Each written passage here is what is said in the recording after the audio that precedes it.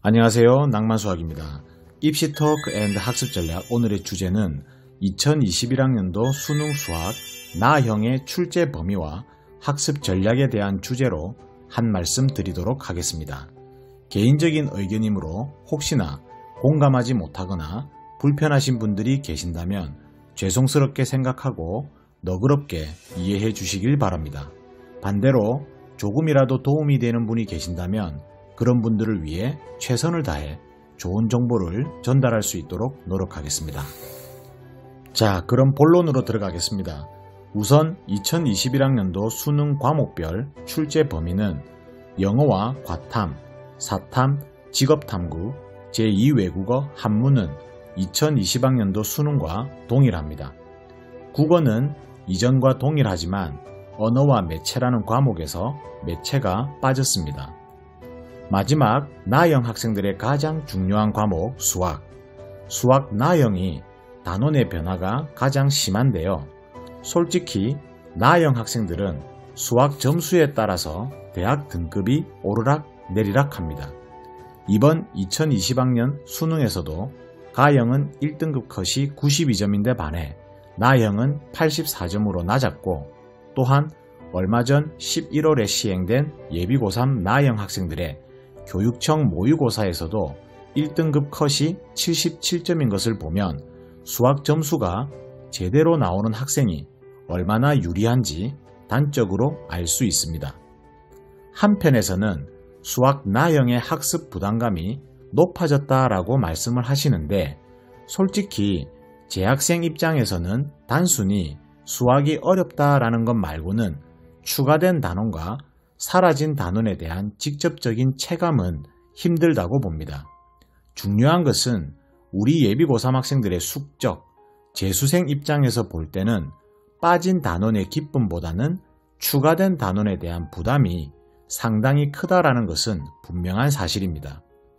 이런 측면에서 볼 때 어쩌면 우리 예비 고3 학생들이 유리할지도 모르지만 현재 1등급 컷의 상태를 보면 안심할 수가 없습니다.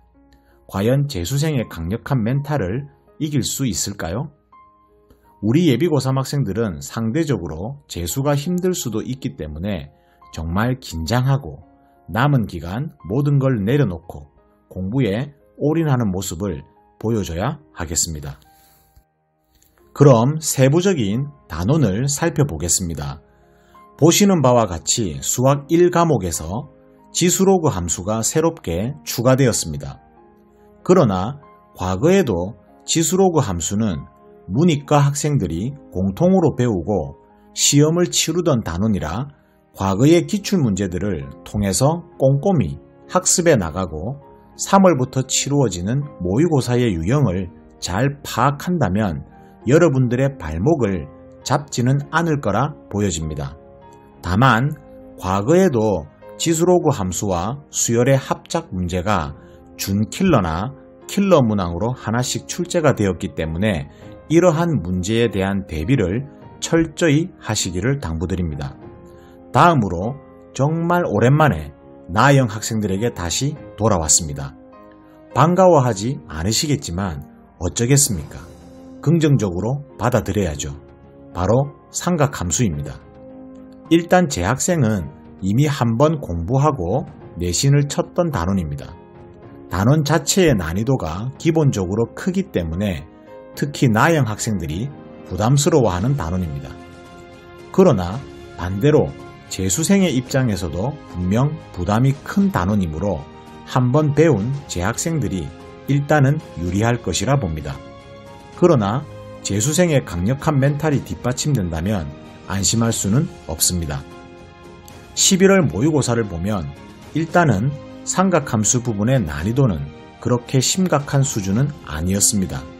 가형 학생들이 보기엔 상당히 편해 보였으며 이리저리 꼬인 문제도 없었습니다.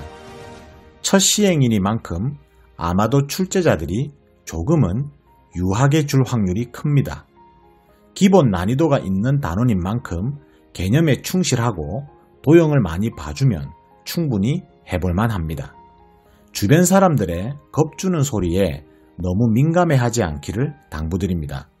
마음에서 지면 이길 수가 없습니다. 명심하십시오. 수열과 함수의 극한과 연속, 미적분은 이전과 동일합니다. 자, 이렇게 추가된 단원도 있지만 삭제된 단원도 있습니다. 수열의 극한과 급수가 삭제되었습니다. 삼각함수보다는 상대적으로 쉬운 단원이지만 무한등비급수와 도형이 빠지게 되므로 삼각함수와 관련된 도형에만 집중하시면 되겠습니다.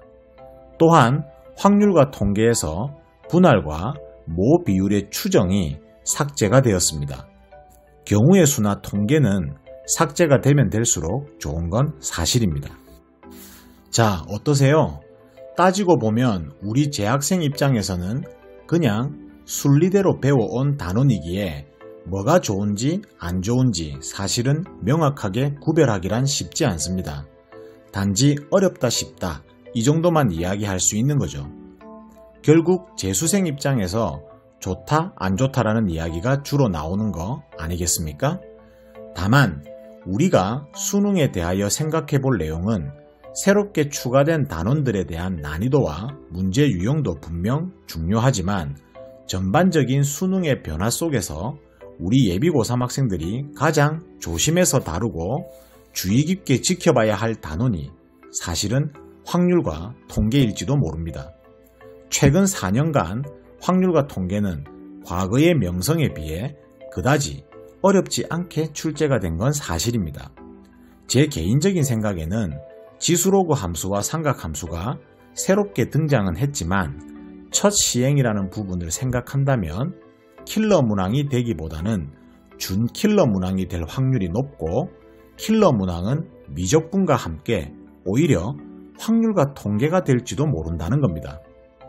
확률과 통계가 정말 어렵게 나온다면 학생들이 상당히 부담스러워지기 때문에 이 부분을 반드시 예의주시하며 공부를 해 나가셔야 합니다. 또한 단원 편제상 미분과 적분이 거의 9월이 되어서 완전체로 등장할 수 있기 때문에 수능에서의 적응력을 생각한다면 평소에 미적분은 꾸준히 체험을 하셔야 합니다. 모의고사 범위대로 공부하면 상대적으로 미적분이 취약해지므로 평소에 미적분의 기출문제들을 풀면서 느낌을 유지하고 있어야 합니다. 전국에 계신 예비고3 나영 수험생 여러분, 상대적으로 수학이 약한 학생들이 아마도 많으실 거라 생각이 듭니다. 그러나 수학을 포기하시면 상위권 대학의 진학을 포기하시는 것과 같습니다. 수학이 어렵고 힘들어도 포기하시면 안 됩니다. 특히나 나형은 수능에서 내가 받아야 할 점수에 가이드라인을 정해서 단원과 문제 유형의 전략만 잘 수립해서 공부해도 분명 좋은 결과를 가져올 수 있습니다. 솔직히 학교 선생님들이 도와주지 못합니다. 물론 도와주시는 분들도 많겠지만 현실적으로 큰 기대를 하기는 힘들다고 봅니다. 사교육이 도움이 된다면 사교육의 도움을 받으셔야 합니다. 그렇지 못한 학생들은 본인 스스로 자신이 어떤 단원에 취약한지, 어떤 단원이 강한지를 꼼꼼히 따져보고 내가 받을 수 있는 최대한의 점수를 설정하여 거기에 맞춰 기출문제들을 통해서 끊임없이 훈련하시면 충분히 가능하리라 봅니다. 수능 치기가 힘들어 수시로 대충 가야지 이런 아둔한 생각은 하시면 안 됩니다. 정시로도 충분히 승부해 볼 수 있습니다. 여러분들은 처음으로 인구 절벽에 부딪히는 학년입니다. 총 수험생이 45만 명 밖에 되지 않습니다. 실제 수능 응시자는 이보다 작을 겁니다. 최대한 공부하십시오. 학생이 작아서 의외의 좋은 결과가 있을지도 모릅니다. 그러나 어느 정도 성적을 만들지 못한다면 이 기회마저 놓쳐버릴지도 모릅니다.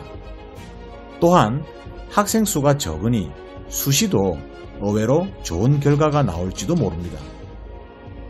포기하지 마시고 자신을 믿고 남은 1년 열심히 공부하기를 당부드립니다. 감사합니다.